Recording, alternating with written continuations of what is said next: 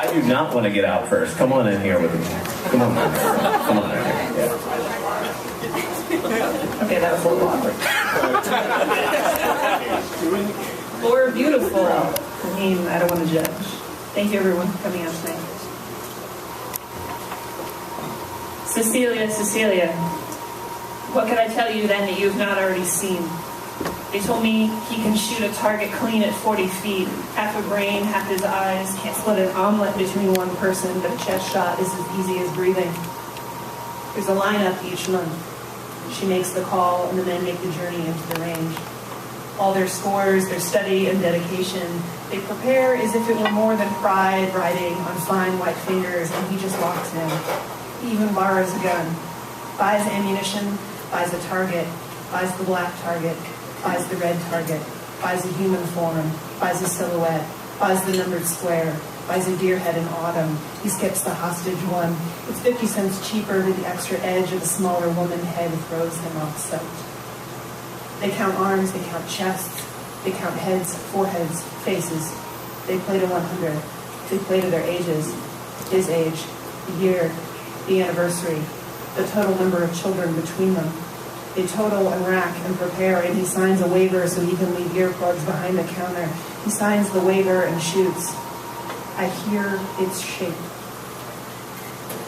3 tours will do that, he told me. Even the blind know about contrast. And even if they don't, it's muscle memory. There's nothing in the definition of trigger that includes the illustration of a man running clean and neat into the desert, shooting at every 20th footfall, faceless, automatic, rock the coin into the slot. Plugging a meter is illegal in this city. I remind him. Sometimes I don't. He trots out with 2 quarters, 20 steps, click, click. He wishes they still turned the handles. I told him we were going to the desert, but he will forget. The place like Mars, the place with the telescopes, the place with the salt, but he will forget, which is not the same as not remembering. I am forgiving. I am not forgiving.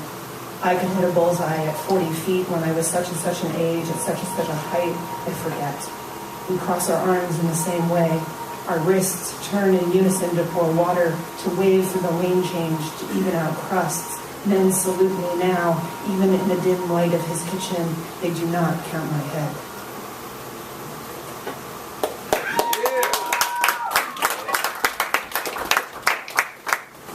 Hemorrhage. I am nosebled upon waking. Despite the extra iron pills my head presents, reminders of brittle, early ladybugs, farm egg spots. My mother's thrush unfolded raw velvet wings in her mouth. We two unhealed undersides of skin, our blood pools, our pillows, our morning swallows, flavor of the blessing. We were not born with grass blood, but with veins wrought and rusting.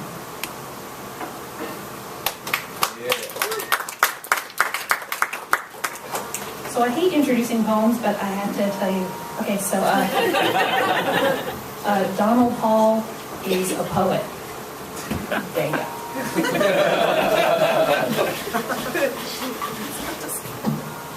Merrimack County, New Hampshire.